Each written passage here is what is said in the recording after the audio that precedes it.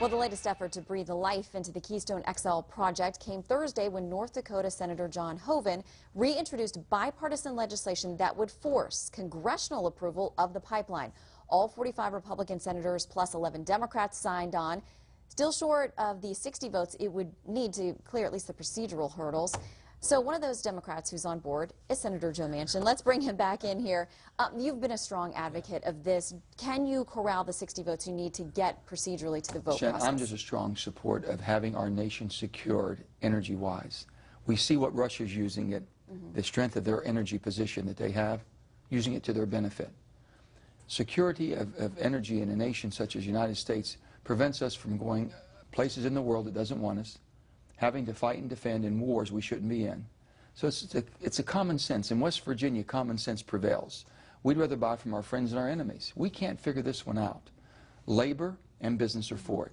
Democrats and Republicans, bipartisan, are for it. I know there's a hardcore, and I have friends that are hardcore environmentalists.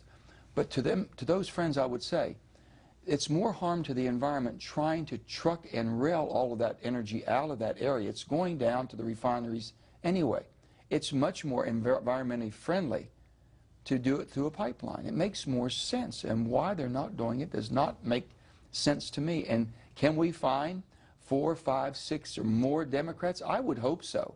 I would hope that we had that many more that would look at this and say, when I go back home, I can explain my vote for the Keystone Pipeline. Okay, so the White House will say when questions are presented, why aren't we moving forward with this, that it is a State Department decision. There have been numerous State Department studies. They say they defer to the State Department. Well, the State Department has now delayed the comment process on some of this, saying it's going to take a little bit longer to make an assessment, even though there have been multiple assessments. And a lot of folks immediately say it's tactical. It presses this decision past the midterm elections. And there are Democrats, and you may be one of them, who say, you know, regardless of whether it is or not, we don't like the appearance that it is tactical and that this is political. But that is what a lot of folks, that's the way they see it. Well, Shannon, let me just make it very clear. There's no one in this city, and there's no one in Congress, 535 of us, that believe that any of these agencies on environmental issues are making their own decisions. This is coming strictly from the White House.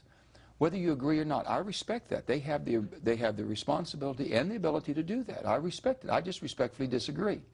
With that being said, that's where it lies.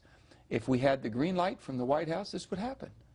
We have put everything that we can into this. It's been, you know, last year in March in 2013, we had 62 votes for it. 37 opposed, 62 in favor.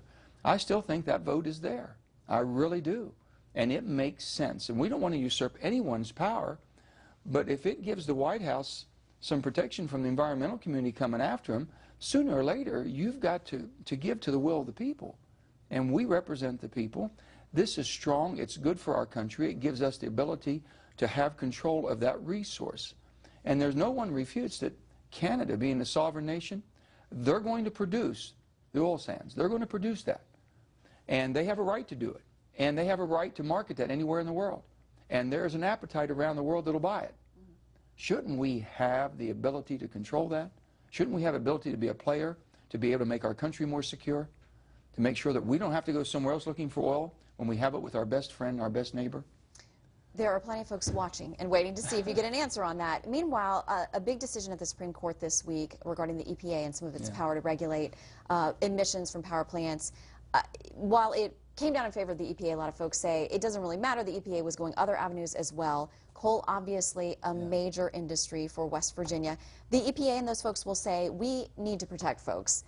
Yes, coal is legitimate and it's a major supplier of energy in this country, but we need to protect folks. We need to be able to regulate it.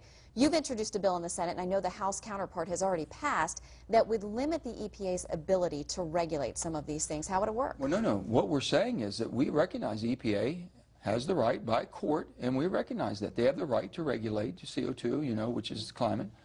With that being said, don't you believe you should have technology in place to do it? And the only thing me and Congressman Whitfield have said in our bill, and it's passed the House, it's in the Senate right now, is this. Basically, show me 6 of the best coal-fired burning plant, the cleanest coal-fired burning plants in the nation, and use that as the standard as what the emission will be. We know we can do it. It's been under commercial load for 1 year. And if you want to drive those emissions down even further, then invest in more technology. Here's the thing that they're not really coming to grips with, or tell the American public. Coal is going to be needed as the major driving force of electricity manufacturing for the next 2 or 3 decades. If that's the case, and the facts are so, then don't you think you have a right, and don't you think you should have a responsibility to do it in the most environmentally fashioned way, to protect the environment, but has a balance between the economy and the environment? We've got people just naysayers. They say, are you a denier? I'm not a denier. I think that 7 billion people have had a tremendous impact on the environment, and we can make it better. And I would say, are you a denier? Do you deny that you can go ahead and provide the energy this country needs without coal? You can't do it. If that's the facts, can't we work together? Why are you sticking your head in the sand and saying, I just don't like it? Well, guess what? There are going to be a lot of people that doesn't have affordable, dependable, reliable energy that basically keeps them the quality of life or any life whatsoever. Well, we all agree that decisions should be evidence-based, and I should be think an that's what all-in you're energy getting at. policy, Shannon. That's all we've said. This country is blessed, and we should use everything that we've been blessed with. We'll keep an eye on that bill as it's not moving in the Senate, but we'll keep an eye on it. We're trying. Senator, good to see you. Thanks Thanks for coming in. Thank you for having me.